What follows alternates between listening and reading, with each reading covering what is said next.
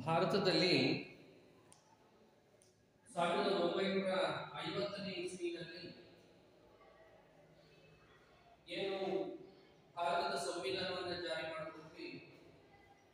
ಈ ಭಾರತ ಸಂವಿಧಾನವನ್ನು ಜಾರಿ ಮಾಡಿಕೊಂಡಾದ್ಮೇಲೆ ಪ್ರಜಾಸತ್ತಾತ್ಮಕ ವಿಕೇಂದ್ರೀಕರಣವನ್ನು ಸಾಧಿಸಲಿಕ್ಕೆ, ಅಂದ್ರೆ ಸಹಭಾಗಿತ್ವ ಪ್ರಜಾಪ್ರಭುತ್ವದೆಡೆಗೆ ದೇಶದ ಜನರನ್ನ ಒಗ್ಗೂಡಿಸುವ ಒಂದು ಪ್ರಯತ್ನ.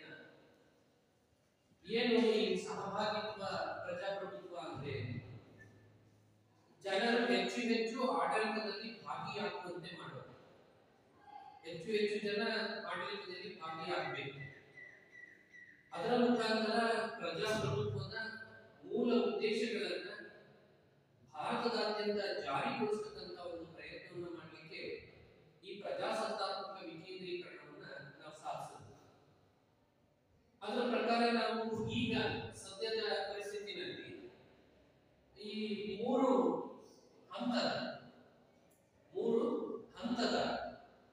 ಒಂದು ಪ್ರಜಾಸತ್ತಾತ್ಮಕ ವಿಕೇಂದ್ರೀಕರಣವನ್ನು ನಾವೀಗ ಬಂದಿದ್ದೇವೆ.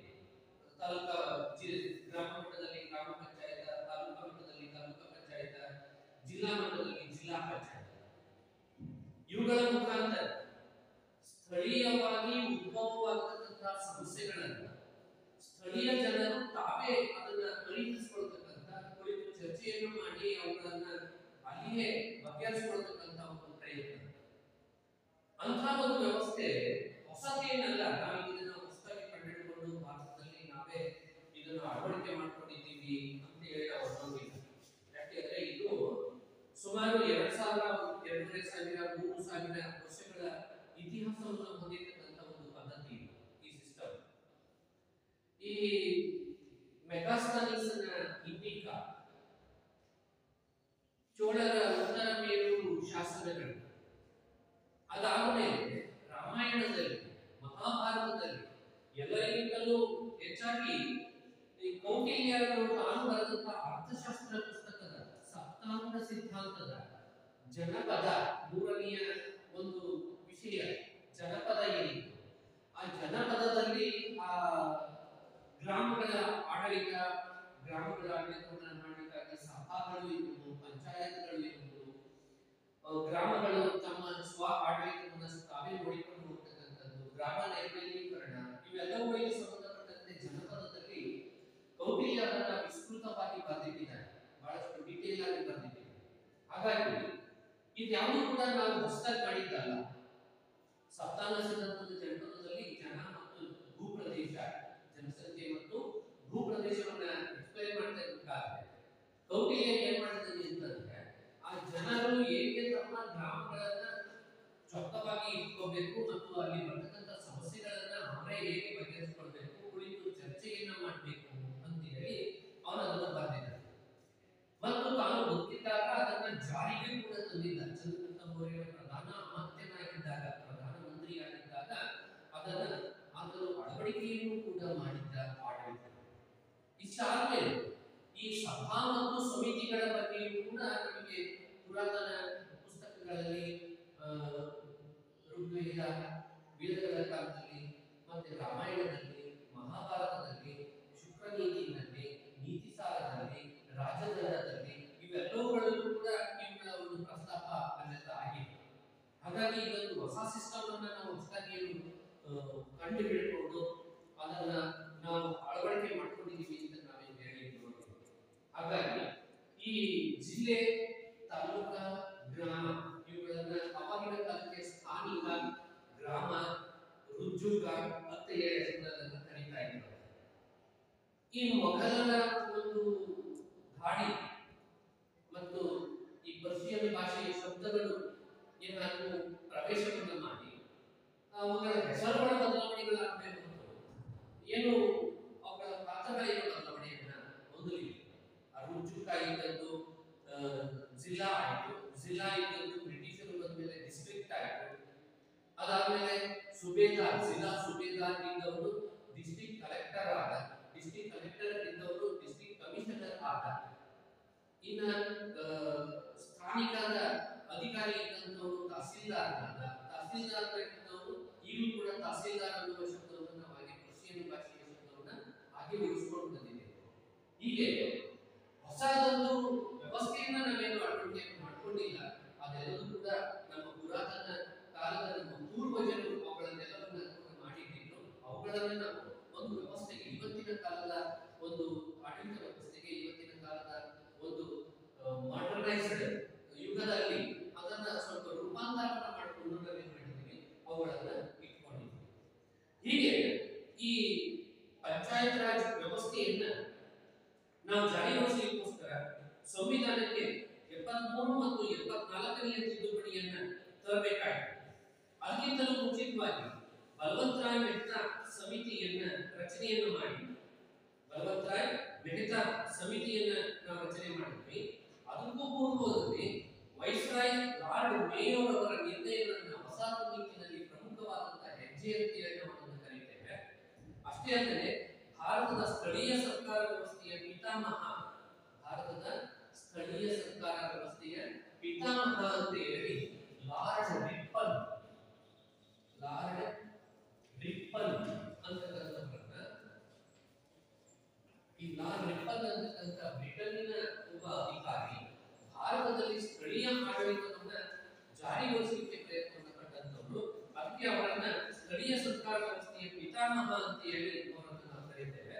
1872ರಲ್ಲಿ ಸ್ಥಳೀಯ ಸರ್ಕಾರ ವ್ಯವಸ್ಥೆಯಲ್ಲಿ ಎರಡು ಮುಖ್ಯ ಅಂಶಗಳಾದಂತಹ ಆಡಳಿತ ದಕ್ಷತೆ ಮತ್ತು ರಾಜಕೀಯ ಶಿಕ್ಷಣಕ್ಕೆ ಒತ್ತನ್ನು ನೀಡಿ 1907ರಲ್ಲಿ ರಾಯಲ್ ಕಮಿಷನ್ ಗ್ರಾಮ ಮಟ್ಟದ ಪಂಚಾಯಿತಿಯ ಬಗ್ಗೆ ಹೆಚ್ಚು ಮನ್ನಣೆಯನ್ನು ನೀಡಿತು. ಇಷ್ಟಾದ್ಮೇಲೆ ಮಾಂಟೆಗೊ ಚಲನ್ಸ್ಬರ್ಗ್ ಸುಧಾರಣೆ 1919ರಲ್ಲಿ ಮಾಂಟೆಗೊ ಚಲನ್ಸ್ಬರ್ಗ್ ಸುಧಾರಣೆಯಲ್ಲಿ ಗ್ರಾಮ ಪಂಚಾಯಿತಿಯ ಸ್ಥಾಪನೆಯ ಮಹತ್ವದ ಬಗ್ಗೆ ಸ್ಪಷ್ಟಪಡಿಸಲಾಯಿತು. ಅದಾದ್ಮೇಲೆ 1935ರ ಭಾರತ ಸರ್ಕಾರ ಕಾಯ್ದೆಯಲ್ಲೂ ಕೂಡ ಪಂಚಾಯಿತಿ ರಚನೆಯ ಬಗ್ಗೆ ಪ್ರಸ್ತಾಪವನ್ನು ಮಾಡಲಾಯಿತು. ಹೀಗಾಗಿ ನಾವು ನಂತರದ ದಿನಗಳಲ್ಲಿ ನಾವು 1950ರ ನಂತರ ಅಳವಡಿಕೆ ಮಾಡ್ಕೊಂಡಿದ್ದೀವಿ ಅಂತ ಹೇಳಿ ಬರೋದಿಲ್ಲ. ಅದರ ಪ್ರಯತ್ನಗಳು 1800ರಲ್ಲೂ ಕೂಡ ಆ ಪ್ರಯತ್ನಗಳು ನಡೆದಿದ್ದವು. ಆ ಬ್ರಿಟನ್ ಆಡಳಿತದ ಅವಧಿಯಲ್ಲಿ, ಬ್ರಿಟಿಷ್ ಆಡಳಿತದ ಅವಧಿನಲ್ಲೂ ಕೂಡ ನಾವು ಈ ಪಂಚಾಯತ್ ರಾಜ್ ವ್ಯವಸ್ಥೆಯ ಬಗ್ಗೆ ಪ್ರಸ್ತಾವನೆಗಳನ್ನ ಮಾಡಿದ್ವಿ, ಕಾಯ್ದೆಗಳಲ್ಲಿ ಅವುಗಳನ್ನ ಅಳವಡಿಕೆ ಮಾಡಿಕೊಂಡಿದ್ವಿ. ಇನ್ನು ಸ್ವಾತಂತ್ರ್ಯ ನಂತರ ಪ್ರಥಮ ಪ್ರಧಾನಮಂತ್ರಿಯಾದಂಥ ಜವಾಹರ್ಲಾಲ್ ನೆಹರು ಅವರು ಸಮುದಾಯ ಅಭಿವೃದ್ಧಿ ಯೋಜನೆಯನ್ನ 1952ರಲ್ಲಿ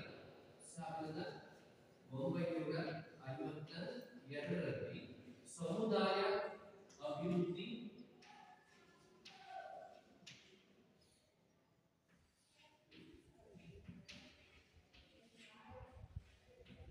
ಯೋಜನೆ,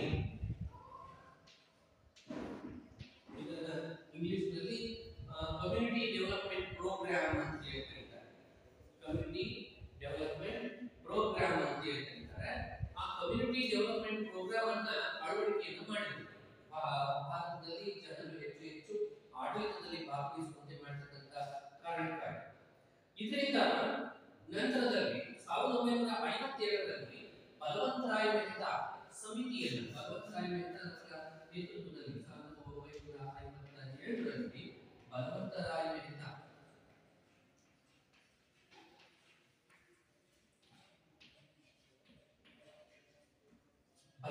ಮೆಹ್ತಾ ಅಂತಕ್ಕಂಥವರ ನೇತೃತ್ವದಲ್ಲಿ ಒಂದು ಸಮಿತಿಯನ್ನು ರಚನೆ ಮಾಡಿದ್ರು. ಆ ಸಮಿತಿಗೆ ಏನೇನು ಹೇಳಲಾಗಿತ್ತು ಅಂದ್ರೆ, ಭಾರತದಲ್ಲಿ ಹೆಚ್ಚು ಹೆಚ್ಚು ಪ್ರಜಾಸತ್ತಾತ್ಮಕ ವಿಕೇಂದ್ರೀಕರಣವನ್ನು ಸ್ಥಾಪನೆ ಮಾಡಬೇಕು, ಜನರು ಹೆಚ್ಚು ಹೆಚ್ಚು ಆಡಳಿತದ ಕಡೆಗೆ ಆಕರ್ಷಿತರಾಗುವಂತೆ ಮಾಡಬೇಕು ಮತ್ತು ಜನರು ಹೆಚ್ಚು ಹೆಚ್ಚು ಆಡಳಿತದಲ್ಲಿ ಭಾಗವಹಿಸುವಂತೆ ಒಂದು ಪ್ರಯತ್ನವನ್ನು ಮಾಡಬೇಕು. ಅದಕ್ಕೆ ಏನ್ ಮಾಡಬೇಕು ಅಂತ ಹೇಳಿ ಈ ಬಲವಂತರಾಯ್ ಮೆಹ್ತಾ ಸಮಿತಿಗೆ ಆ ಒಂದು ಜವಾಬ್ದಾರಿಯನ್ನ ಕೊಡಲಾಯಿತು. ಈ ಆಯೋಗ 1958ರಲ್ಲಿ ವರದಿ ಮಾಡಿತು. ಈ ವರದಿ ಮಾಡಿ ತಾನು ಏನು ಹೇಳಿತು ಅಂದ್ರೆ, ಗ್ರಾಮ ಮಟ್ಟದಲ್ಲಿ ಗ್ರಾಮ ಪಂಚಾಯತಿ, ಜಿಲ್ಲಾ ತಾಲೂಕಾ ಮಟ್ಟದಲ್ಲಿ ತಾಲೂಕಾ ಪಂಚಾಯತಿ, ಜಿಲ್ಲಾ ಮಟ್ಟದಲ್ಲಿ ಜಿಲ್ಲಾ ಪಂಚಾಯತಿಗಳೆಂಬ 3 ಸ್ತರಗಳ ಆಡಳಿತ ವಿಕೇಂದ್ರೀಕರಣ, 3 ಸ್ತರಗಳ ಆಡಳಿತ ವಿಕೇಂದ್ರೀಕರಣವನ್ನು ಮಾಡಬೇಕು ಅಂತ ಹೇಳಿ ಈ ಬಲವಂತರಾಯ್ ಮೆಹ್ತಾ ಅವರ ನೇತೃತ್ವದ ಒಂದು ಸಮಿತಿ ಇದನ್ನ ಶಿಫಾರಸನ್ನ ಮಾಡಲಾಯಿತು. ಇನ್ನು ಈ ಎಲ್ಲಾ ಶಿಫಾರಸುಗಳನ್ನು ಅಂಗೀಕರಿಸಿ ರಾಜ್ಯ ಸರ್ಕಾರಗಳು ಜಾರಿಗೊಳಿಸಿಕೊಳ್ಳುವ ಬಗ್ಗೆ ಶಿಫಾರಸನ್ನ ಅಥವಾ ಕ್ರಮಗಳನ್ನ ಕೈಗೊಳ್ಳಲಾಯಿತು. ಇದಕ್ಕೆ ಪ್ರಾಯೋಗಿಕವಾಗಿ ಆಂಧ್ರ ಪ್ರದೇಶದ ರಾಜ್ಯವು ಕೆಲವು ಜಿಲ್ಲೆಗಳಲ್ಲಿ ಜಾರಿಗೊಳಿಸಿತು. ಅಧಿಕೃತವಾಗಿ ಅಕ್ಟೋಬರ್ 2 1959ರಂದು ಪ್ರಪ್ರಥಮ ಬಾರಿಗೆ ರಾಜಸ್ಥಾನದ ನಾಗೌರ್ನಲ್ಲಿ 1959ರಲ್ಲಿ ರಾಜಸ್ಥಾನದ ನಾಗೌರ್ ಇವೆಲ್ಲವೂ 1 ಮತ್ತು 2 ಅಂಕದ ಮಲ್ಟಿಪಲ್ ಚಾಯ್ಸ್ ಕ್ವಶನ್ಗಳಿವೆ. ಏನು ಸಮುದಾಯ ಅಭಿವೃದ್ಧಿ ಕಾರ್ಯಕ್ರಮ ರಚನೆಯಾದ ವರ್ಷ, ಅದನ್ನ ಜಾರಿಯಾದಂತ ವರ್ಷ 1952. ಬಲವತ್ರಾಯ ಮೆಹ್ತಾ ಸಮಿತಿ ರಚನೆಯಾದ ವರ್ಷ 1957. ಬಲವತ್ರಾಯ ಮೆಹ್ತಾ ಸಮಿತಿ ವರದಿ ನೀಡಿದ ವರ್ಷ 1958. ಪಂಚಾಯತ್ ರಾಜ್ ವ್ಯವಸ್ಥೆಯನ್ನ ಜಾರಿಗೊಳಿಸಿದ ವರ್ಷ 1959. ಪಂಚಾಯತ್ ರಾಜ್ ವ್ಯವಸ್ಥೆಯನ್ನ ಮೊಟ್ಟ ಮೊದಲ ಬಾರಿಗೆ ಅಳವಡಿಕೆ ಮಾಡಿದ ರಾಜ್ಯ ರಾಜಸ್ಥಾನ. ಅದರ ಪ್ರದೇಶ ಯಾವುದು? ನಾಗೌರ್. ಇವೆಲ್ಲವೂ ಕೂಡ 1 ಮತ್ತು 2 ಅಂಕದ ಪ್ರಶ್ನೆಗೆ ಉತ್ತರ. ಹೀಗೆ ರಾಜಸ್ಥಾನದಲ್ಲಿ ಅಕ್ಟೋಬರ್ 2ನೇ ತಾರೀಕು ಗಾಂಧೀಜಿಯವರ ಜನ್ಮದಿನದ ನೆನಪಿನಲ್ಲಿ ಈ ಗ್ರಾಮ ಪಂಚಾಯಿತಿ, ತಾಲೂಕಾ ಪಂಚಾಯಿತಿ ಮತ್ತು ಜಿಲ್ಲಾ ಪಂಚಾಯಿತಿಗಳಲ್ಲಿ 3 ಸ್ತರದ ಆಡಳಿತ ವ್ಯವಸ್ಥೆಯನ್ನ ಮೊಟ್ಟ ಮೊದಲನೇ ಬಾರಿಗೆ ರಾಜಸ್ಥಾನದ ನಾಗೌರ್ನಲ್ಲಿ ಜಾರಿ ಮಾಡಿದ್ದಾರೆ. ಇದಾದ್ಮೇಲೆ ಇನ್ನು ಆಡಳಿತದಲ್ಲಿ ಏನೇನು ಸುಧಾರಣೆಗಳನ್ನು ನಾವು ಮಾಡಬಹುದು ಅಂತ ಹೇಳಿ ಮುಂದಿನ ಪ್ರಯತ್ನವಾಗಿ 1978ರಲ್ಲಿ ಅಶೋಕ್ ಮೆಹ್ತಾ ಸಮಿತಿ 1978ರಲ್ಲಿ ಅಶೋಕ್ ಮೆಹ್ತಾ ನೇತೃತ್ವದಲ್ಲಿ ಅಶೋಕ್ ಮೆಹ್ತಾ ಸಮಿತಿಯನ್ನ ರಚನೆ ಮಾಡಿದ್ರು. ಈ ಅಶೋಕ್ ಮೆಹ್ತಾ ಸಮಿತಿ ಏನ್ ಮಾಡಿದ್ರು? ತಾನು ವಿವರವಾಗಿ ಅಧ್ಯಯನವನ್ನು ಮಾಡಿ ವಿಚಾರವನ್ನ ಮಾಡಿ ಪರಿಸ್ಥಿತಿಗಳನ್ನ ಅವಲೋಕನೆಯನ್ನ ಮಾಡಿ ಈ ಸ್ಥಳೀಯ ಆಡಳಿತವನ್ನ ಯಾವ ರೀತಿ ನಾವು ಮಾಡಬೇಕು ಅಂತ ಹೇಳಿ 2 ಹಂತದ ಸ್ಥಳೀಯ ಸರ್ಕಾರ ವ್ಯವಸ್ಥೆಯನ್ನ ಶಿಫಾರಸು ಮಾಡಿ, ಇದನ್ನ ನಾವಿಲ್ಲಿ 2 ಹಂತದ ಶಿಫಾರಸು ಬಂದಿದ್ದೇವೆ. ಗ್ರಾಮ ಮಟ್ಟದಲ್ಲಿ ಮಂಡಲ ಪಂಚಾಯತ್ ಮತ್ತು ಜಿಲ್ಲಾ ಮಟ್ಟದಲ್ಲಿ ಜಿಲ್ಲಾ ಪರಿಷತ್. 2 ಸ್ತರದ ಇವರು 3 ಸ್ತರದ ಒಂದು ವ್ಯವಸ್ಥೆಯನ್ನ ಹೇಳಿದ್ರು ಬಲವತ್ರಾಯ ಮೆಹ್ತಾ ಸಮಿತಿಯವರು. ಆದ್ರೆ ಅಶೋಕ್ ಮೆಹ್ತಾ ಸಮಿತಿ ಏನ್ ಮಾಡಿತು? 2 ಸ್ತರಗಳ ಜಿಲ್ಲಾ ಮಟ್ಟದಲ್ಲಿ ಜಿಲ್ಲಾ ಪರಿಷತ್ ಮತ್ತು ಗ್ರಾಮ ಮಟ್ಟದಲ್ಲಿ ಮಂಡಲ ಪಂಚಾಯತ್ ಅಥವಾ ಮಂಡಲ ಪಂಚಾಯತ್ ಅಂತ ಹೇಳಿ 2 ಸ್ತರದ ಆಡಳಿತ ವ್ಯವಸ್ಥೆಯನ್ನ ಅವರು ಶಿಫಾರಸು ಮಾಡಿದ್ರು. ಇದನ್ನು ಕೂಡ ನಾವು ಆಡಳಿತವನ್ನು ಮಾಡಿದ್ವಿ. ಆದರೆ ಜನರು ಹೆಚ್ಚು ಆಡಳಿತದಲ್ಲಿ ಭಾಗಿಯಾಗುವಂತಹ ಒಂದು ಪ್ರಕ್ರಿಯೆ ಏನಿತ್ತಲ್ಲ, ಆ ಪ್ರಕ್ರಿಯೆಗೆ ಹಿನ್ನಡೆಯಾಗಿದ್ದರಿಂದ ನಂತರದ ದಿನಗಳಲ್ಲಿ ಮತ್ತೆ 1963ರಲ್ಲಿ ಸಂತಾನ ಆಯೋಗ, ಅದಾದ್ಮೇಲೆ 1985ರಲ್ಲಿ ಜಿ.ವಿ.ಕೆ. ರಾವ್ ಸಮಿತಿ, 1986ರಲ್ಲಿ ಎಂ.ಎಲ್. ಸಿಂಘವಿ ಸಮಿತಿ ತಮ್ಮ ವರದಿಗಳಲ್ಲಿ ಪಂಚಾಯತ್ ರಾಜ್ ಸಂಸ್ಥೆಗಳು ಜನರ ಸಮಸ್ಯೆಗಳನ್ನು ಬಗೆಹರಿಸುವಲ್ಲಿ ಪ್ರಮುಖವಾದಂತಹ ಪಾತ್ರವನ್ನು ವಹಿಸಬೇಕು.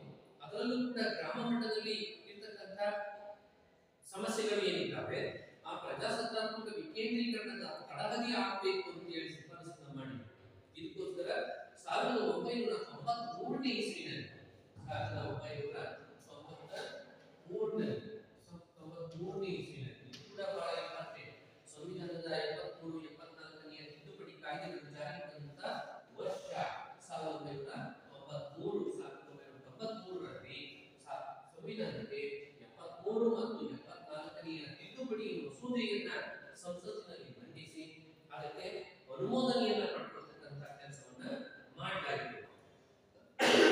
ಸ್ಥಳೀಯ ಸಮಸ್ಯೆಗಳನ್ನ ಸ್ಥಳೀಯ ಮಟ್ಟದಲ್ಲಿ ಸ್ಥಳೀಯ ಜನರಿಂದಲೇ ಪರಿಹಾರವನ್ನು ಮಾಡಿಕೊಳ್ಳತಕ್ಕಂತ ಒಂದು ವ್ಯವಸ್ಥೆನೇ ಪಂಚಾಯತ್ ರಾಜ್ ವ್ಯವಸ್ಥೆ. ಮತ್ತೆ ಈ 1993ರಲ್ಲಿ 73 ಮತ್ತು 74ನೇ ತಿದ್ದುಪಡಿ ಕಾಯ್ದೆಯನ್ನು ಮಾಡಿ 73ನೇ ತಿದ್ದುಪಡಿ ಕಾಯ್ದೆ ಗ್ರಾಮ ಮಟ್ಟದ ಪ್ರಜಾಸತ್ತಾತ್ಮಕ ವಿಕೇಂದ್ರೀಕರಣಕ್ಕೆ ಸಂಬಂಧಪಟ್ಟದ್ದು. 74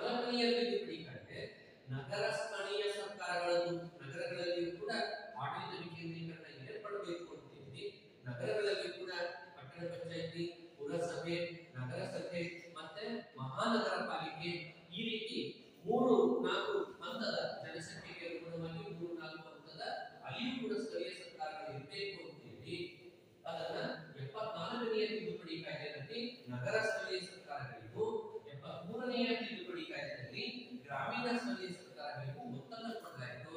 ಅದ್ರ ಪ್ರಕಾರ ಇಲ್ಲಿ ಮತ್ತೆ ಬಲವಂತರಾಯ ಮೆಹ್ತಾ ಸಮಿತಿಯವರು ಹೇಳಿದಂತ ಗ್ರಾಮ ಮಟ್ಟದಲ್ಲಿ ಗ್ರಾಮ ಪಂಚಾಯತ್, ತಾಲೂಕಾ ಮಟ್ಟದಲ್ಲಿ ತಾಲೂಕಾ ಪಂಚಾಯತ್ ಮತ್ತು ಜಿಲ್ಲಾ ಮಟ್ಟದಲ್ಲಿ ಜಿಲ್ಲಾ ಪಂಚಾಯತ್ ಅಂತಕ್ಕಂಥ 3 ಸ್ತರಗಳ ಆಡಳಿತದ ವಿಕೇಂದ್ರೀಕರಣವನ್ನ ಮತ್ತೆ 1993ರಲ್ಲಿ ಜಾರಿಗೆ ತರಲಾಯಿತು. ಇದರ ಮುಖಾಂತರ ಈಗ ನಾವೇನ್ ಮಾಡ್ತಾ ಇದ್ದೀವಿ, ಈ ಗ್ರಾಮ ಮಟ್ಟದಲ್ಲಿ ಗ್ರಾಮ ಪಂಚಾಯತಿಯನ್ನು ಹೊಂದಿದ್ದೇವೆ, ತಾಲೂಕಾ ಮಟ್ಟದಲ್ಲಿ ತಾಲೂಕಾ ಪಂಚಾಯತಿಯನ್ನು ಹೊಂದಿದ್ದೇವೆ, ಜಿಲ್ಲಾ ಮಟ್ಟದಲ್ಲಿ ಜಿಲ್ಲಾ ಪಂಚಾಯತಿಯನ್ನು ಹೊಂದಿದ್ದೇವೆ ಅಂತ 3 ಸ್ತರದ ಆಡಳಿತ ವಿಕೇಂದ್ರೀಕರಣವನ್ನ ನಾವೀಗಾಗಲೇ ಹೊಂದಿದ್ದೇವೆ. ಈ ತಿದ್ದುಪಡಿ ಕಾಯ್ದೆಗಳು ಪ್ರಧಾನಮಂತ್ರಿಯವರು ಅವಾಗ ದಿವಂಗತ ರಾಜೀವ್ ಗಾಂಧಿ ಅವರು ಇದ್ರು. ಆ ಸಂದರ್ಭದಲ್ಲಿ ನಿರಂತರವಾದ ಚರ್ಚೆ ವಿಮರ್ಶೆಗಳ ನಂತರ ಭಾರತ ಸಂವಿಧಾನದ 243ನೇ ವಿಧಿಗೆ ಸೂಕ್ತ ತಿದ್ದುಪಡಿಯನ್ನು ತರಲಿಕ್ಕಾಗಿ ಸಂಸತ್ತು 73 ಮತ್ತು 74ನೇ ತಿದ್ದುಪಡಿಯನ್ನು ಮಂಡಿಸಿ 1993ರಲ್ಲಿ ಸ್ಥಳೀಯ ಸರ್ಕಾರಗಳ ಸಂಸ್ಥೆಗಳಲ್ಲಿ ಗ್ರಾಮೀಣ ಮತ್ತು ನಗರ ಪ್ರದೇಶದ ಜನರು ಸಕ್ರಿಯವಾಗಿ ಪಾಲ್ಗೊಳ್ಳುವಂತೆ ಈ ಹೊಸ ತಿದ್ದುಪಡಿ ಕಾಯ್ದೆ ಅವಕಾಶವನ್ನು ಮಾಡಿಕೊಟ್ಟು ಸಂವಿಧಾನದ ತಿದ್ದುಪಡಿಯು ಏಪ್ರಿಲ್ 22ನೇ ತಾರೀಕು 1993ನೇ ಇಸ್ವಿಯ ದಿವಸ ಈ ತಿದ್ದುಪಡಿ ಕಾಯ್ದೆಗೆ ಅನುಮೋದನೆಯನ್ನು ಮಾಡಿ ಅಂಗೀಕಾರವನ್ನು ಮಾಡಿದ ಮುಖಾಂತರ ಈ ಸಂಸ್ಥೆಯು 3 ಹಂತಗಳಲ್ಲಿ ಸೂಕ್ತ ಮೀಸಲಾತಿ ಅವಕಾಶಗಳನ್ನು ಪರಿಶಿಷ್ಟ ಜಾತಿ, ಪರಿಶಿಷ್ಟ ವರ್ಗ ಮತ್ತು ಹಿಂದುಳಿದ ವರ್ಗಗಳಿಗೆ ಸೂಕ್ತವಾದಂತಹ ಮೀಸಲಾತಿ ಹಾಗೂ ಮಹಿಳೆಯರಿಗೂ ಕೂಡ ಸೂಕ್ತವಾದಂತಹ ಮೀಸಲಾತಿಯನ್ನು ಕೊಡತಕ್ಕಂತಹ ಒಂದು ಪ್ರಯತ್ನವನ್ನ ಮಾಡಿದೆ. ಅದಾದ್ಮೇಲೆ ಪಂಚಾಯಿತಿ ಸಂಸ್ಥೆಗಳಿಗೆ ಸ್ಥಳೀಯವಾಗಿ ಯೋಜನೆಗಳನ್ನು ರೂಪಿಸುವ ಮತ್ತು ಸಂಪನ್ಮೂಲಗಳನ್ನು ಕ್ರೋಢೀಕರಿಸಿಕೊಳ್ಳುವ ಜವಾಬ್ದಾರಿಯನ್ನು ವಹಿಸಿತು. ಗ್ರಾಮ ಮಟ್ಟದಲ್ಲಿರ್ತಕ್ಕಂತಹ ಜನರು ತಮ್ಮ ಗ್ರಾಮವನ್ನ ಅಭಿವೃದ್ಧಿಪಡಿಸಿಕೊಳ್ಳಲಿಕ್ಕಾಗಿ ಯಾವ ಯೋಜನೆಗಳನ್ನು ನಾವು ರೂಪಿಸಬೇಕಾಗಿದೆ, ಆ ರೂಪಿಸಿರುವ ಯೋಜನೆಗಳಿಗೆ ಸಂಪನ್ಮೂಲಗಳು ಬೇಕು, ಅದಕ್ಕೆ ದುಡ್ಡು ಬೇಕು. ಆ ದುಡ್ಡು ಬೇಕು ಅಂತಂದ್ರೆ ಯಾವ ರೀತಿ ದುಡ್ಡನ್ನು ಎಲ್ಲಿಂದ ಕಲೆಕ್ಟ್ ಮಾಡಬೇಕು, ಹೇಗೆಲ್ಲ ಅದನ್ನ ದುಡ್ಡನ್ನು ಹೊಂದಿಸ್ಕೊಳ್ಬೇಕು. ಆ ದುಡ್ಡನ್ನು ಹೊಂದಿಸ್ಕೊಂಡು ಯೋಜನೆಗಳಿಗೆ ನಾವೇನು ಯೋಜನೆಗಳನ್ನು ಹಾಕೊಂಡಿದ್ವಿ ನಮ್ಮ ಹಳ್ಳಿಯನ್ನು ಉದ್ಧಾರ ಮಾಡಲಿಕ್ಕೆ, ಆ ಹಳ್ಳಿಯನ್ನ ಅಭಿವೃದ್ಧಿಪಡಿಸಲಿಕ್ಕೆ ಬೇಕಾಗಿರ್ತಕ್ಕಂಥ ಯೋಜನೆಗಳಿಗೆ ಸಂಪನ್ಮೂಲಗಳನ್ನು ಕ್ರೋಢೀಕರಿಸಿಕೊಳ್ಳತಕ್ಕಂಥದ್ರ ಬಗ್ಗೆ ಚರ್ಚೆಯನ್ನು ನಡೆಸಿ ಸ್ಥಳೀಯವಾಗಿ ಸಿಗ್ತಕ್ಕಂಥ ಸಂಪನ್ಮೂಲಗಳನ್ನು ಬಳಕೆ ಮಾಡಿಕೊಂಡು ಅಭಿವೃದ್ಧಿಯನ್ನು ಹೊಂದೋದಕ್ಕೆ ಅನ್ನೋದನ್ನ ಆ ಸ್ಥಳೀಯವಾದಂತಹ ಗ್ರಾಮದ ಜನರೇ ನಿರ್ಧರಿಸತಕ್ಕಂಥ ಒಂದು ವ್ಯವಸ್ಥೆಯನ್ನ ಜಾರಿಗೆ ತರಲಾಯಿತು. ಇನ್ನ ಪಂಚಾಯಿತಿ ಸಂಸ್ಥೆಯ ಅವಧಿ ಮುಗಿದ ತಕ್ಷಣ 6 ತಿಂಗಳೊಳಗಾಗಿ ಚುನಾವಣೆಯನ್ನು ನಡೆಸುವ ಅಧಿಕಾರವನ್ನು ಕೊಡಲಾಯಿತು.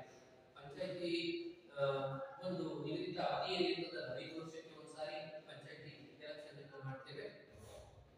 ಆ 5 ವರ್ಷಗಳ ಅವಧಿ ಮುಗಿದ ಕೂಡಲೇ 6 ತಿಂಗಳೊಳಗಾಗಿ ಮತ್ತೊಂದು ಸಾರಿ ಚುನಾವಣೆಯನ್ನು ನಡೆಸಿ ಮತ್ತೆ ಜನರ ಆದರಣೆಯನ್ನ, ಜನರ ಮನ್ನಣೆಯನ್ನ ಹೊಂದಿರತಕ್ಕಂಥ ಪ್ರತಿನಿಧಿಗಳು ಆಯ್ಕೆಯಾಗಿದ್ದು ಆಡಳಿತವನ್ನ ನಡೆಸಿಕೊಂಡು ಹೋಗ್ತಕ್ಕಂಥ ಒಂದು ಪದ್ಧತಿ ಆಗಿರಬೇಕು ಅಂತ ಹೇಳಿ ನಿಯತಕಾಲಿಕ ಚುನಾವಣೆಗೆ ಅದನ್ನ ಒಳಪಡಿಸಲಾಗಿದೆ.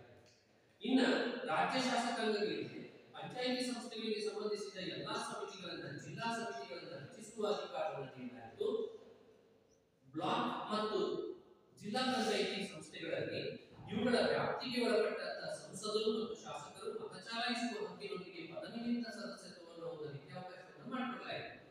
ಈ ತಾಲೂಕು ಮಟ್ಟದ ತಾಲೂಕು ಪಂಚಾಯಿತಿ ಇದೆ ಮತ್ತು ಜಿಲ್ಲಾ ಮಟ್ಟದ ಜಿಲ್ಲಾ ಪಂಚಾಯಿತಿ ಇದೆ.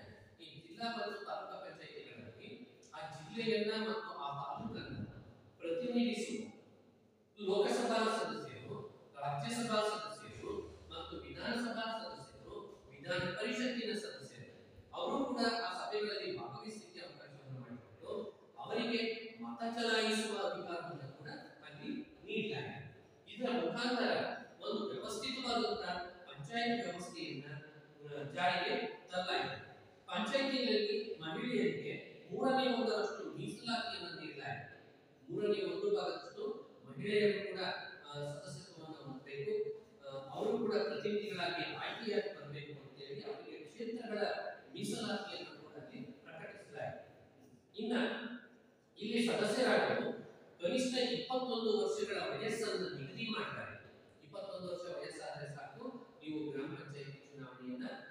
ಎದುರಿಸಬಹುದು, ಚುನಾವಣೆಯಲ್ಲಿ ಉಮೇದುವಾರರಾಗಿ ನಿಂತ್ಕೋಬಹುದು. ಇನ್ನ ಈ ತಿದ್ದುಪಡಿಯಿಂದಾಗಿ ರಾಜ್ಯ ಸರ್ಕಾರವು 5 ವರ್ಷಗಳ ಅವಧಿಗೆ ರಾಜ್ಯ ಹಣಕಾಸು ಆಯೋಗವನ್ನು ರಚನೆ ಮಾಡುತ್ತದೆ. ಇದು ಪಂಚಾಯಿತಿ ಸಂಸ್ಥೆಗಳ ಹಣಕಾಸು ಪರಿಸ್ಥಿತಿಯನ್ನು ಅವಲೋಕನೆಯನ್ನು ಮಾಡಿ ವಿಶ್ಲೇಷಣೆಯನ್ನ ಮಾಡಿ 3 ಸಂಸ್ಥೆಗಳಿಗಿರುವ ಆರ್ಥಿಕ ಅನುದಾನದ ಅವಶ್ಯಕತೆಯ ವರದಿಯನ್ನು ರಾಜ್ಯ ಸರ್ಕಾರಕ್ಕೆ ಸಲ್ಲಿಸುತ್ತದೆ. ಈ 3 ಸ್ತರದ ಆಡಳಿತ ವ್ಯವಸ್ಥೆ ಏನಿದೆಯಲ್ಲ, ಈ ವ್ಯವಸ್ಥೆಗೆ 5 ವರ್ಷದ ಅವಧಿಗೆ ಹಣವನ್ನು ಹೇಗೆ ಒದಗಿಸಬೇಕು ಅಂತ ಹೇಳಿ ಹಣಕಾಸು ಆಯೋಗ ಏನ್ ಮಾಡ್ತದೆ, ರಾಜ್ಯ ಸರ್ಕಾರಕ್ಕೆ ಶಿಫಾರಸುಗಳನ್ನು ಮಾಡ್ತದೆ. ಅದರ ಪ್ರಕಾರ ರಾಜ್ಯ ಸರ್ಕಾರವು ಹಣವನ್ನು ಮೀಸಲಿಟ್ಟು ಹಂತವಾಗಿ ಪ್ರತಿ ವರ್ಷದ ಬಜೆಟ್ನಲ್ಲಿ ಪ್ರತಿ ತಾಲೂಕಿಗೆ, ಪ್ರತಿ ಜಿಲ್ಲೆಗೆ, ಪ್ರತಿ ಗ್ರಾಮ ಪಂಚಾಯತಿಗೆ ಇಂತಿಷ್ಟು ಹಣವನ್ನು ಅನುದಾನದ ರೂಪದಲ್ಲಿ ಬಿಡುಗಡೆಯನ್ನು ಮಾಡತಕ್ಕಂತಹ ವ್ಯವಸ್ಥೆಯನ್ನು ಕೂಡ ಮಾಡಿದ್ದಾರೆ. ಇನ್ನು ಸಂವಿಧಾನದ 11ನೇ ಪರಿಶಿಷ್ಟದಲ್ಲಿ ಪಟ್ಟಿ ಮಾಡಿರುವ ವಿಷಯಗಳಿಗೆ ಸಂಬಂಧಿಸಿದಂತೆ ಆರ್ಥಿಕ ಅಭಿವೃದ್ಧಿ ಮತ್ತು ಸಾಮಾಜಿಕ ನ್ಯಾಯ ಸ್ಥಾಪನೆಗಾಗಿ ಯೋಜನೆಗಳನ್ನು ರೂಪಿಸಿ ಅನುಷ್ಠಾನಗೊಳಿಸತಕ್ಕಂಥ ಅಧಿಕಾರವನ್ನು ಪಂಚಾಯಿತಿ ಸಂಸ್ಥೆಗಳಿಗೆ ನೀಡಲಾಗಿದೆ. ಅಂದ್ರೆ ಅಲ್ಲಿನ ಸ್ಥಳೀಯ ಅಭಿವೃದ್ಧಿ ಮತ್ತು ಸಾಮಾಜಿಕ ನ್ಯಾಯ ವ್ಯವಸ್ಥೆ ಏನಿದೆಯಲ್ಲ, ಆ ಸಾಮಾಜಿಕ ನ್ಯಾಯವನ್ನು ಎಲ್ಲರಿಗೂ ಒದಗಿಸತಕ್ಕಂಥ ಒಂದು ಪ್ರಯತ್ನದಲ್ಲಿ ಪಂಚಾಯಿತಿಗಳಿಗೆ ಇದ್ದಾವೆ. ಪಂಚಾಯತ್ ರಾಜ್ ವ್ಯವಸ್ಥೆಯ 3 ಸ್ತರದ ಆಡಳಿತ ವ್ಯವಸ್ಥೆಗಳು ಏನಿದ್ದಾವೆ ಅವು ಆ ಕೆಲಸಗಳನ್ನು ನಿರ್ವಹಿಸಲಿಕ್ಕೆ ಅಧಿಕಾರವನ್ನು ಅವರಿಗೆ ನೀಡಲಾಗಿದೆ. ಇಷ್ಟಾದ್ಮೇಲೆ ಈ ಕಾಯ್ದೆ ಮುಖ್ಯವಾಗಿ ತೆರಿಗೆ ಅಧಿಕಾರ ಮತ್ತು ಆದಾಯದ ಹಂಚಿಕೆಗೆ ಸಂಬಂಧಪಟ್ಟಂತೆ ಸರ್ಕಾರ ಮತ್ತು ನಗರ ಸ್ಥಳೀಯ ಸರ್ಕಾರಗಳ ನಡುವೆ ಸಂಬಂಧವನ್ನು ಸ್ಥಾಪಿಸುತ್ತದೆ. ಇದು 74ನೇ ತಿದ್ದುಪಡಿ ಕಾಯ್ದೆ. 73ನೇ ತಿದ್ದುಪಡಿ ಕಾಯ್ದೆ ಯಾವುದು? 73ನೇ ತಿದ್ದುಪಡಿ ಕಾಯ್ದೆ ಯಾವುದು ಸಂಬಂಧಪಟ್ಟದ್ದು? ಗ್ರಾಮೀಣ ಸ್ಥಳೀಯ ಸರ್ಕಾರಗಳಿಗೆ ಸಂಬಂಧಪಟ್ಟದ್ದು. 74ನೇ ಯಾವುದು ಸಂಬಂಧಪಟ್ಟದ್ದು? ನಗರ ಸ್ಥಳೀಯ ಸರ್ಕಾರಗಳಿಗೆ ಸಂಬಂಧಪಟ್ಟದ್ದು. ಈಗ 73ನೇ ಸಂವಿಧಾನ ತಿದ್ದುಪಡಿ ಕಾಯ್ದೆ ಈ ಹಳ್ಳಿಯಲ್ಲಿ ಬರತಕ್ಕಂಥ ಗ್ರಾಮ ಮಟ್ಟದ ಗ್ರಾಮೀಣ ಸ್ಥಳೀಯ ಸರ್ಕಾರಗಳಿಗೆ ಸಂಬಂಧಪಟ್ಟಂತೆ ಚರ್ಚೆಯನ್ನು ಮಾಡ್ತಾರೆ. 74ನೇ ತಿದ್ದುಪಡಿ ಕಾಯ್ದೆ ನಗರ ಸ್ಥಳೀಯ ಸರ್ಕಾರಗಳ ಬಗ್ಗೆ ತಾನು ಹೇಳ್ತಾ ಹೋಗ್ತದೆ. ಆ ನಗರ ಪ್ರದೇಶಗಳು ಮತ್ತು ಸರ್ಕಾರದ ನಡುವಿನ ಸಂಬಂಧಗಳನ್ನು ಹೇಳ್ತಾ ಅದು ನಗರ ಸ್ಥಳೀಯ ಸಂಸ್ಥೆಗಳಿಗೆ ಕೂಡ ಮೀಸಲಾತಿಯನ್ನು ನಿಗದಿಪಡಿಸಲು ರಾಜ್ಯ ಶಾಸಕಾಂಗಕ್ಕೆ ಅಧಿಕಾರವನ್ನು ನೀಡಲಾಗಿದೆ. ಅದಾದ್ಮೇಲೆ ನಗರ ಸ್ಥಳೀಯ ಸರ್ಕಾರದಲ್ಲೂ ಕೂಡ 5 ವರ್ಷಕ್ಕೆ ಒಮ್ಮೆ ಚುನಾವಣೆಯನ್ನು ನಡೆಸುವಂತ ಪ್ರಯತ್ನವನ್ನು ಮಾಡಲಾಗಿದೆ. ನಗರ ಸ್ಥಳೀಯ ಸರ್ಕಾರಗಳು ಸಂಸ್ಥೆಯ ಸದಸ್ಯರು 5 ವರ್ಷದ ಅವಧಿಗೆ ವಾರ್ಡ್ಗಳಿಗೆ ನೇರವಾಗಿ ಆಯ್ಕೆಯಾಗುತ್ತಾರೆ. ಸ್ಥಳೀಯ ಸಂಸ್ಥೆ ವಿಸರ್ಜನೆಗೊಂಡ 6 ತಿಂಗಳೊಳಗಾಗಿ ಅಲ್ಲಿಯೂ ಕೂಡ ಚುನಾವಣೆಯನ್ನು ನಡೆಸಲಾಗುತ್ತದೆ. ನಗರ ಸ್ಥಳೀಯ ಸಂಸ್ಥೆಗಳಲ್ಲಿ ಸಂಸದರು, ಶಾಸಕರು ಮತ ಚಲಾಯಿಸುವ ಹಕ್ಕಿನೊಂದಿಗೆ ಪದನಿಮಿತ್ತ ಸದಸ್ಯತ್ವವನ್ನು ಹೊಂದಿರ್ತಾರೆ. ಹೊಂದಿರ್ತಾರೆ. ಅಂತಹ ಒಂದು ವ್ಯವಸ್ಥೆಯನ್ನ ನಗರ ಮತ್ತು ಗ್ರಾಮೀಣ ಪ್ರದೇಶಗಳಲ್ಲಿ ತರತಕ್ಕಂಥ ಒಂದು ಪ್ರಯತ್ನವನ್ನ ಭಾರತದ ಸಂವಿಧಾನದ ತಿದ್ದುಪಡಿ ಕಾಯ್ದೆ 73 ಮತ್ತು 74ನೇ 2 ತಿದ್ದುಪಡಿಗಳು ಗ್ರಾಮೀಣ ಮಟ್ಟದ ಮತ್ತು ನಗರ ಮಟ್ಟದ ಒಂದು ವ್ಯವಸ್ಥೆಯನ್ನ ಮಾಡಲಾಗಿದೆ. ಇದಾದ್ಮೇಲೆ ಕರ್ನಾಟಕ ರಾಜ್ಯದಲ್ಲಿ ಸ್ಥಳೀಯ ಸರ್ಕಾರ ವ್ಯವಸ್ಥೆ ಬಹಳ ಪುರಾತನವಾದದ್ದು ಎಂಬುದಕ್ಕೆ ಐತಿಹಾಸಿಕವಾದ ದಾಖಲೆಗಳಿದ್ದಾರೆ. ಅದರಲ್ಲಿ ಸರ್ಕಾರವನ್ನು ರಚನೆ ಮಾಡಿಕೊಂಡು ಆಡಳಿತವನ್ನು ನಡೆಸಿರ್ತಕ್ಕಂಥ ರಾಜಮನೆತನಗಳು ಕೂಡ ಇದ್ದಾರೆ.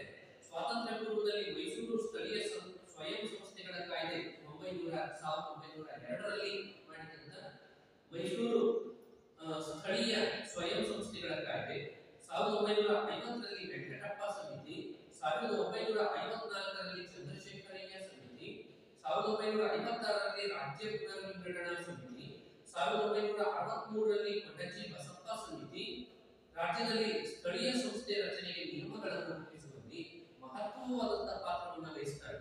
1983ರ ಪಂಚಾಯತ್ ರಾಜ್ ಕಾಯ್ದೆ ಕರ್ನಾಟಕ ಸ್ಥಳೀಯ ಸರ್ಕಾರ ವ್ಯವಸ್ಥೆಯಲ್ಲಿ ಒಂದು ಮೈಲಿಗಲ್ಲು ಅಂತಲೂ ಕೂಡ ಕರೆಯಲಾಗುತ್ತದೆ. ಪ್ರಸ್ತುತ ಕರ್ನಾಟಕದಲ್ಲಿ 1993ರ ಪಂಚಾಯತ್ ರಾಜ್ ಕಾಯ್ದೆಯ ಪ್ರಕಾರ ಗ್ರಾಮೀಣ ಪ್ರದೇಶದಲ್ಲಿ ಪ್ರಮುಖವಾಗಿ 3 ಆಡಳಿತ ವ್ಯವಸ್ಥೆಗಳನ್ನು ನಾವು ಹೊಂದಿದ್ದೇವೆ. ಅವು ಯಾವುವು ಅಂದರೆ ಗ್ರಾಮ ಮಟ್ಟದಲ್ಲಿ ಗ್ರಾಮ ಪಂಚಾಯತಿ, ತಾಲೂಕಾ ಮಟ್ಟದಲ್ಲಿ ತಾಲೂಕಾ ಪಂಚಾಯತಿ, ಜಿಲ್ಲಾ ಮಟ್ಟದಲ್ಲಿ ಜಿಲ್ಲಾ ಪಂಚಾಯತಿಗಳೆಂಬ 3 ಸ್ತರಗಳ ಆಡಳಿತ ವ್ಯವಸ್ಥೆಯನ್ನು ನಮ್ಮ ಕರ್ನಾಟಕದಲ್ಲೂ ಕೂಡ ನಾವು ಹೊಂದಿದ್ದೇವೆ. ಅದರ ಪ್ರಕಾರ ಈಗ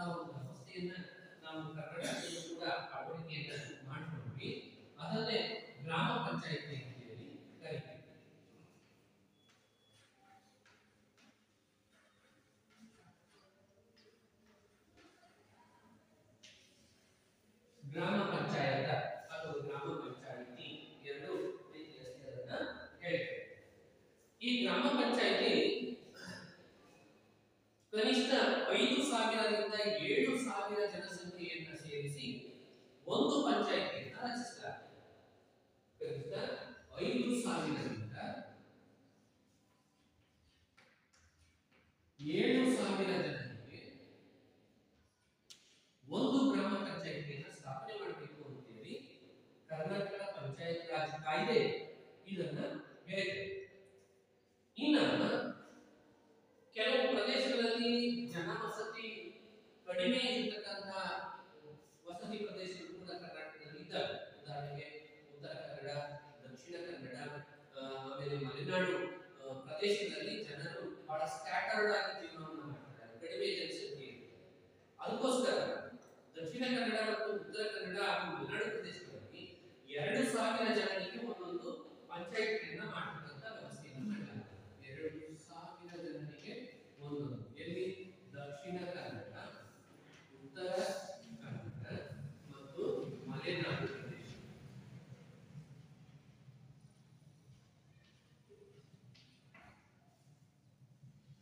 ದಕ್ಷಿಣ ಕನ್ನಡ ಜಿಲ್ಲೆ, ಉತ್ತರ ಕನ್ನಡ ಜಿಲ್ಲೆ, ಮಲೆನಾಡು ಜಿಲ್ಲೆ. ಮಲೆನಾಡಿನ ಕೆಲವು ಪ್ರದೇಶ, ಆ ಪ್ರದೇಶಗಳಲ್ಲಿ ಜನರು ವಿರಳವಾಗಿ ಇರೋದ್ರಿಂದ 2,000 ಜನರಿಗೆ ಒಂದು ಗ್ರಾಮ ಪಂಚಾಯಿತಿಯನ್ನು ಮಾಡ್ತಾರೆ. ಇನ್ನ ಸಾಮಾನ್ಯವಾಗಿ ಈ ಕಡೆ ದಾವಣಗೆರೆ, ಚಿತ್ರದುರ್ಗ, ಬಳ್ಳಾರಿ, ಬೆಂಗಳೂರು ಗ್ರಾಮಾಂತರ, ಬೆಂಗಳೂರು ನಗರ, ತುಮಕೂರು, ಈ ಕೋಲಾರ, ಈ ಎಲ್ಲಾ ಜಿಲ್ಲೆಗಳಿದ್ದಾವೆ. ಈ ಎಲ್ಲಾ ಜಿಲ್ಲೆಗಳಲ್ಲಿ 5,000ರಿಂದ 7,000 ಜನರಿಗೆ ಒಂದು ಗ್ರಾಮ ಪಂಚಾಯಿತಿ ಇರ್ತವೆ. ಇನ್ನ ಈ ಪಂಚಾಯತಿನಲ್ಲಿ 400 ಜನರಿಗೆ ಒಬ್ಬ ಪ್ರತಿನಿಧಿ ಆಯ್ಕೆ ಮಾಡ್ತಾರೆ.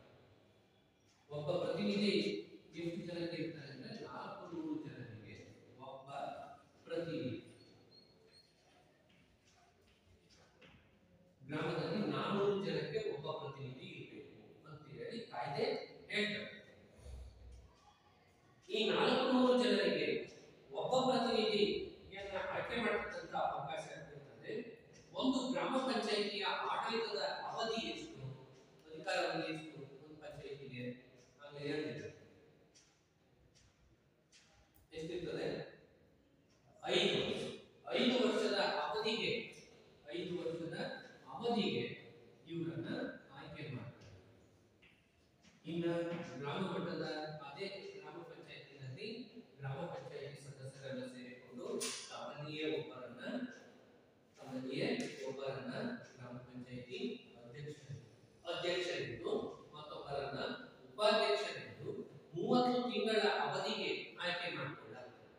30 ತಿಂಗಳ ಅವಧಿಗೆ ಆಯ್ಕೆ ಮಾಡಿಕೊಳ್ಳಲಾಗುತ್ತದೆ. 5 ವರ್ಷ ಇಂಟು 12 ತಿಂಗಳು ಅಂದ್ರೆ ಎಷ್ಟು ತಿಂಗಳಾಗ್ತದೆ? 60 ತಿಂಗಳಾಗ್ತದೆ. 60 ತಿಂಗಳು ಆಗ್ತವೆ. ಆದರೆ 30 ತಿಂಗಳಿಗೆ ಒಂದು ಸಾರಿ, 30 ತಿಂಗಳಿಗೆ ಒಬ್ಬ ಗ್ರಾಮ ಪಂಚಾಯತಿ ಅಧ್ಯಕ್ಷ ಮತ್ತೊಬ್ಬ ಉಪಾಧ್ಯಕ್ಷರನ್ನ ನೇಮಕ ಮಾಡ್ತಾರೆ. 2.5 ವರ್ಷ. ಆ 2.5 ವರ್ಷ 30 ತಿಂಗಳು ಮುಗಿದ ಮೇಲೆ ಮತ್ತೆ ಇನ್ಯಾರೋ ಮತ್ತೊಬ್ಬರನ್ನ ಮತ್ತೆ ಗ್ರಾಮ ಪಂಚಾಯತಿ ಅಧ್ಯಕ್ಷ ಮತ್ತು ಉಪಾಧ್ಯಕ್ಷರನ್ನು ಆಯ್ಕೆ ಮಾಡಿಕೊಳ್ಳಲಾಗುತ್ತದೆ. 30 ತಿಂಗಳ ಅವಧಿಗೆ ಅಧ್ಯಕ್ಷರು ಮತ್ತು ಉಪಾಧ್ಯಕ್ಷರು ಬದಲಾವಣೆಯನ್ನ ಹೊಂದುತ್ತಾರೆ. ಇನ್ನು 5 ವರ್ಷ ಕಂಪ್ಲೀಟ್ ಆದ ತಕ್ಷಣ ಮತ್ತೆ ಹೊಸದಾಗಿ ಚುನಾವಣೆ ನಡೆಯುತ್ತದೆ. ಹೊಸದಾಗಿ ಚುನಾವಣೆ ನಡೆದು ಗ್ರಾಮ ಪಂಚಾಯತಿ ಸದಸ್ಯರು ಹೊಸದಾಗಿ ಆಯ್ಕೆಯಾಗಿ ಬರ್ತಾರೆ. ಗ್ರಾಮ ಪಂಚಾಯತಿ ಕನಿಷ್ಠ 2 ತಿಂಗಳಿಗೆ ಒಮ್ಮೆ ಸಭೆಯನ್ನು ಸೇರ್ತದೆ. ಸಭೆಯ ಅಧ್ಯಕ್ಷತೆಯನ್ನು ಗ್ರಾಮ ಪಂಚಾಯತಿ ಅಧ್ಯಕ್ಷರು ವಹಿಸಿಕೊಳ್ತಾರೆ. ಇವರ ಅನುಪಸ್ಥಿತಿಯಲ್ಲಿ ಉಪಾಧ್ಯಕ್ಷರು ಅಧ್ಯಕ್ಷತೆಯನ್ನು ವಹಿಸಿ ಕಾರ್ಯಕ್ರಮಗಳನ್ನು ನಡೆಸಿಕೊಂಡು ಹೋಗ್ತಾರೆ. ಸಭೆಯಲ್ಲಿ 3/4 ಜನ ಹಾಜರಿದ್ದರೆ ಮಾತ್ರ ಇದರ ಕಲಾಪಗಳನ್ನ ಮತ್ತು ನಿರ್ಧಾರಗಳನ್ನ ತೆಗೆದುಕೊಳ್ಳಲಾಗುತ್ತದೆ.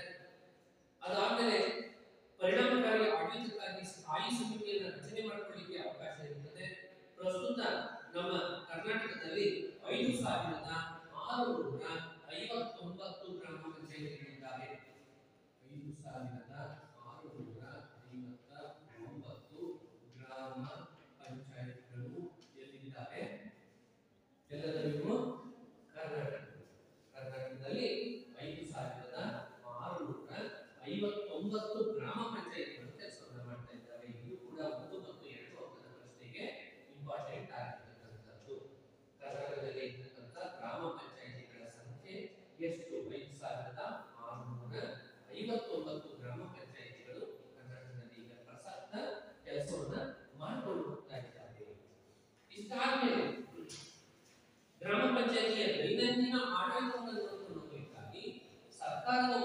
ಅಧಿಕಾರಿ ಇರ್ತಾನೆ ಅವನನ್ನ PDO ಅಂತ ಕರೀತಾರೆ.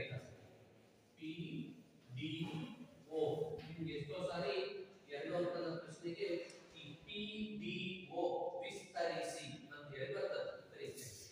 PDO ವಿಸ್ತರಿಸಿ ಏನದು? Panchayat development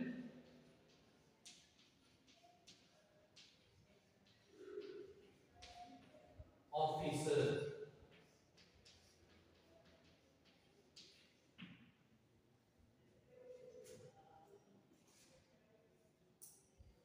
PDO panchayat development officer, ಪಂಚಾಯತಿ ಅಭಿವೃದ್ಧಿ ಅಧಿಕಾರಿ ಅಥವಾ ಕಾರ್ಯದರ್ಶಿ ಅಂತ ಕೂಡ ಇದನ್ನ ಕರೀತಾರೆ. ಪ್ರಸ್ತುತ ಪ್ರತಿ ಗ್ರಾಮ ಪಂಚಾಯತಿಗೆ ಒಬ್ಬ ಪಂಚಾಯತಿ ಅಭಿವೃದ್ಧಿ ಅಧಿಕಾರಿಯನ್ನ ರಾಜ್ಯ ಸರ್ಕಾರ ನೇಮಕ ಮಾಡುವ ಮೂಲಕ ಆಡಳಿತ ವ್ಯವಸ್ಥೆಯನ್ನ ಮತ್ತೊಂದಿಷ್ಟು ಪರಿಣಾಮಕಾರಿಯಾಗಿ ಮಾಡತಕ್ಕಂಥ ಕೆಲಸವನ್ನ ಮಾಡ್ತಾರೆ. ಇಷ್ಟಾದ್ಮೇಲೆ ಬರ್ತಕ್ಕಂಥದ್ದು ಗ್ರಾಮ ಸಭಾ. ಗ್ರಾಮ ಸಭಾ ಹಳ್ಳಿಯ ಸಮಿತಿಯನ್ನ ಗ್ರಾಮ ಸಭಾ ಅಂತ ಹೇಳಿ ಕರೀತಾರೆ.